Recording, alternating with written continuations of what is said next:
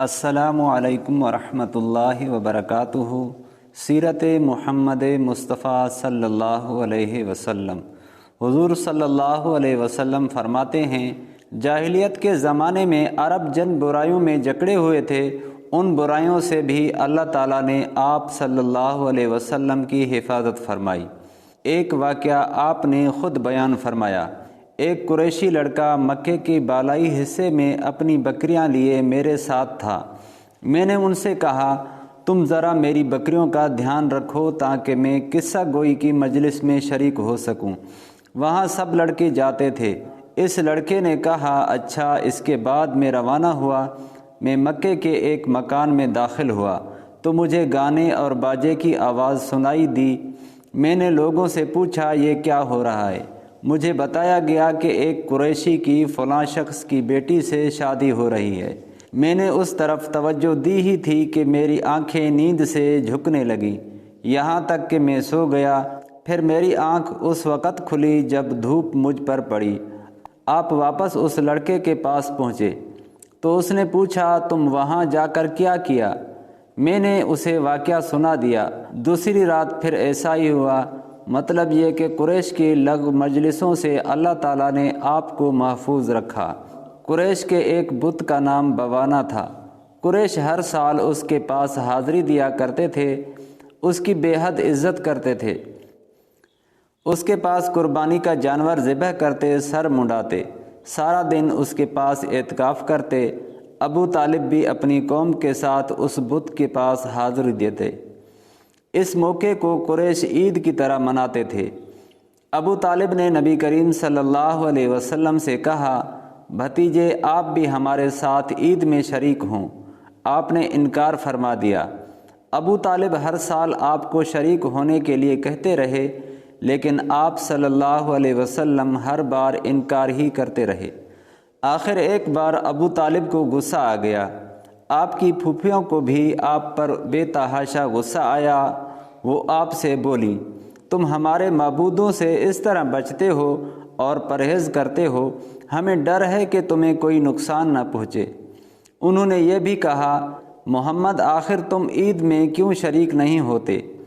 ان کی باتوں سے تنگ آ کر آپ نے ان کے پاس سے اٹھ کر کہیں دور چلے گئے۔ اس بارے میں آپ فرماتے ہیں، میں جب بھی بوانا یا کسی اور بت کے نزدیک ہوا، میرے سامنے ایک سفید رنگ کا بہت قد آور آدمی ظاہر ہوا۔ اس نے ہر بار مجھ سے یہی کہا، محمد پیچھے ہٹو، اس کو چھونا نہیں۔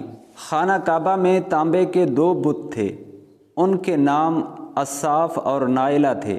طواف کرتے وقت مشرک برکت حاصل کرنے کے لیے ان کو چھوا کرتے تھے۔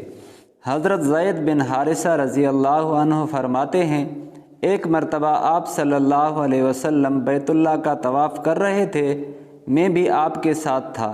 جب میں طواف کے دوران ان بتوں کے پاس سے گزرا تو میں نے بھی ان کو چھوا۔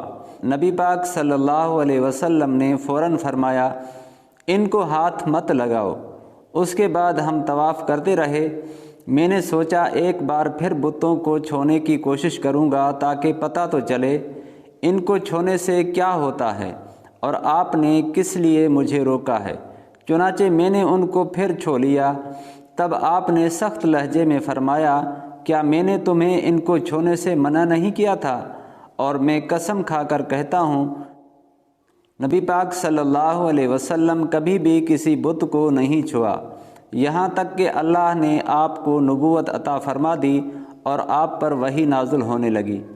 اسی طرح اللہ تعالیٰ حرام چیزوں سے بھی آپ کی حفاظت فرماتے تھے۔ مشرک بتوں کے نام پر جانور قربان کرتے تھے، پھر یہ گوشت تقسیم کر دیا جاتا تھا یا پکا کر کھلا دیا جاتا تھا، لیکن آپ نے کبھی بھی ایسا گوشت نہ کھایا۔ خود آپ نے ایک بار ارشاد فرمایا، میں نے کبھی کوئی ایسی چیز نہیں چکھی جو بتوں کے نام پر ذبح کی گئی ہو، یہاں تک کہ اللہ نے مجھے نبوت عطا کر دی۔ اسی طرح آپ سے پوچھا گیا کہ آپ نے بچپن میں کبھی بت پرستی کی؟ آپ نے ارشاد فرمایا نہیں۔ آپ سے پھر پوچھا گیا، آپ نے کبھی شراب پی؟ جواب میں ارشاد فرمایا نہیں، حالانکہ اس وقت مجھے معلوم نہیں تھا کہ کتاب اللہ کیا ہے اور ایمان کی تفصیل کیا ہے۔